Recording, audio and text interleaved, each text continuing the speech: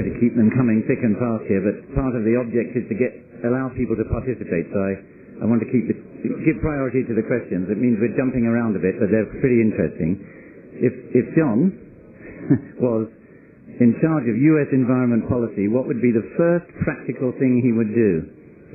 The first practical thing I would do in the United States would be to get the Congress to agree to and the President to sign a cap-and-trade approach to emissions reductions in the United States. It would be economy-wide, in which the emissions targets would lead to immediate reductions in U.S. greenhouse gas emissions and would lead to deep reductions by 2030, deeper still by 2050. The second thing I would do is I would ramp up U.S. federal government investments and incentives for private investments in advanced energy technology by a factor of 3 to 4. The next thing I would do is I would endorse on behalf of the United States in forums like this one the compensation of developing countries for avoiding deforestation. The next thing I would do is I would ramp up the fuel economy standards for personal vehicles in the United States, as the Congress is finally starting to propose to do, but has not yet finally passed the legislation, but at least the legislation is now under consideration in the Congress that would do that. And I would drastically ramp up international cooperation. Many of us are engaged through our institutions in cooperative efforts with institutions in China, in India, in Brazil, in Mexico, to work together on approaches that will both advance the development goals of these countries and will either mitigate climate change or improve the capacity to adapt to it. And that sort of effort should be drastically ramped up. And again, the United States has the resources and the technology to be a leader rather than a laggard in that domain, and the government should be helping much more than it is today. The person who asked that question says thank you. And if you just tuned in to One Climate Silent on Second Life, that was not Professor John Holdren's campaign speech. That was a response to a question from a viewer, a listener, or perhaps you're both of them, I think. And Professor Holdren is director of the Wood Pole Research Centre, and I'm going to squeeze in the biofuels question because I find it such a fascinating issue. A little while ago, a UN rapporteur was quoted as saying, I think it was Jean Ziegler, that they could cost thousands, I can't remember the exact words, but thousands of lives. People were going to die because of biofuels. I think he meant because of the switch away from food, crops, to biofuels. And he, in fact, called, I think, for a moratorium of 2 years to do more research. And he called the US and Japan two-faced for encouraging biofuels. So it's pretty controversial stuff. And I wondered, what is your sort of position on biofuels? Do you think they are good, they're bad, or they are a bit of both? I think they're a bit of both. I think biofuels are a mixed bag. I think there are opportunities in biofuels to provide energy that reduces carbon dioxide emissions in ways that neither compete with food nor lead to cutting down tropical forests. But there are other approaches to biofuels, including some of those being used today. The great expansion of corn-based ethanol production in the United States is an example, I think, of a bad approach to biofuels. It buys you very little in the way of energy or greenhouse gases because growing corn to produce ethanol in the way we do it today uses almost as much fossil fuel energy and emits almost as much carbon dioxide as simply burning the fossil fuel in the first place and skipping the ethanol. And it also does inevitably compete with food. We are growing corn and turning it into fuel rather than turning it into food. And the result necessarily means an increase in food prices if you get to the scale that this operation has now gotten to. This is not the way to do it. There are other approaches to growing biomass material on land that's not suitable for food crops and using advanced means of converting a larger fraction of the plant into biofuels that could be very attractive. But the approaches that lead to cutting down tropical forests to grow soybeans or palms for palm oil biodiesel and the approaches that compete with food, these are bad ideas. We're going to do biofuel. We need to do it in ways that do not compete with food production and that do not lead to cutting down the tropical forest. That's a clear answer. I hope you do as well with this one. This is from Buffy in Victoria, BC, Canada. It's another tricky one. If nothing is done, when do we reach the point when it's too late?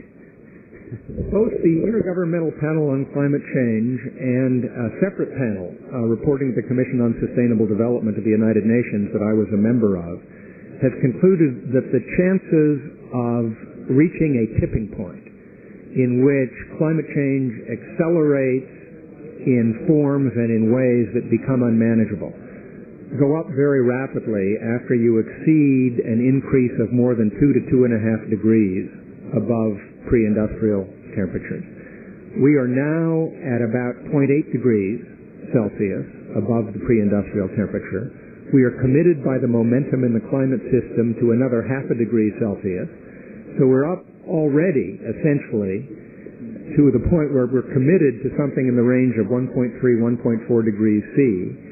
And again, the evidence is increasingly persuasive that we should not go beyond 2 to 2.5. What that means, if you look at the relation between emissions trajectories, atmospheric concentrations, and temperatures, what it means is that global emissions of carbon dioxide have to peak no later than 2015 to 2020 and be declining thereafter.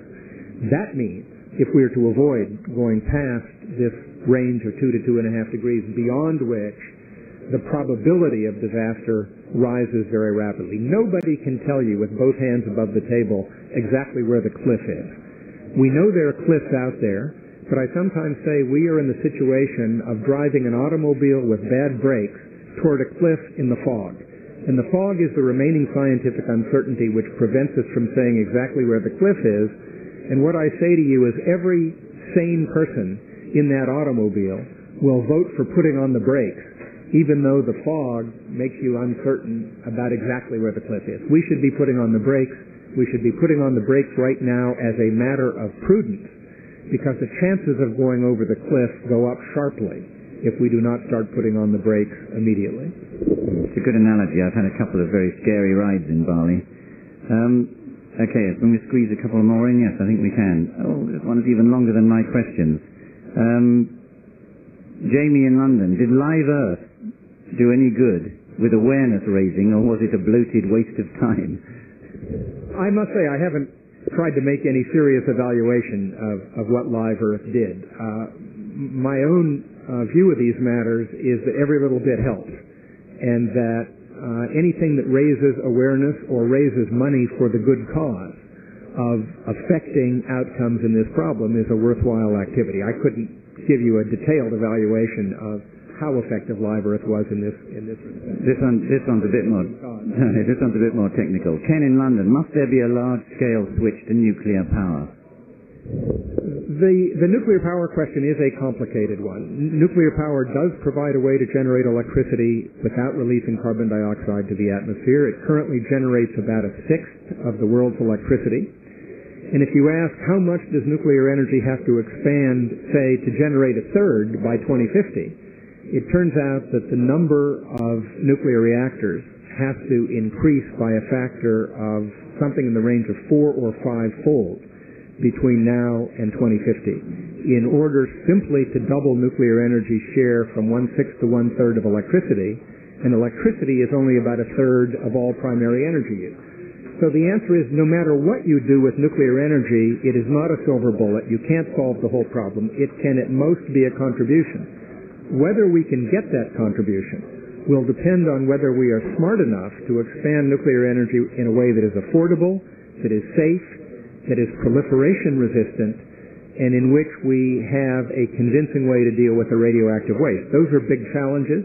I think they could be solved. Whether we will be smart enough actually to solve them, I think remains to be seen. Well, one thing I've never been sure of, I'm getting signals that we're running out of time, so I'll just remind you this is Professor John Holdren, who is Professor at Harvard and Director of the Wood Toll Research Center.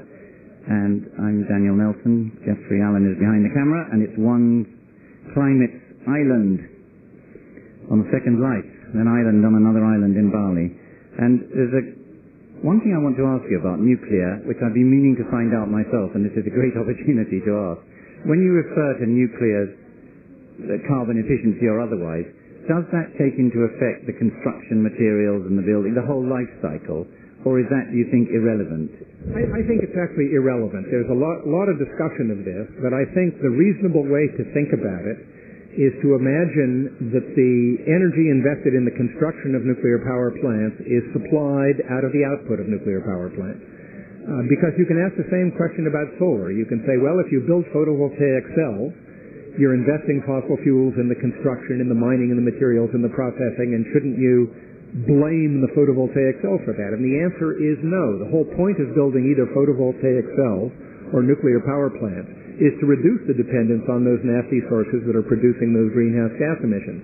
And as long as the new source, be it nuclear or solar or wind, is providing net a lot more energy than it takes to build the new plants, to mine the materials, to manufacture the components, and so on and so forth, then the right way to think about it is simply to reduce the net contribution of greenhouse gas-free gases by the amount of the energy that has to be recycled into production of the plant.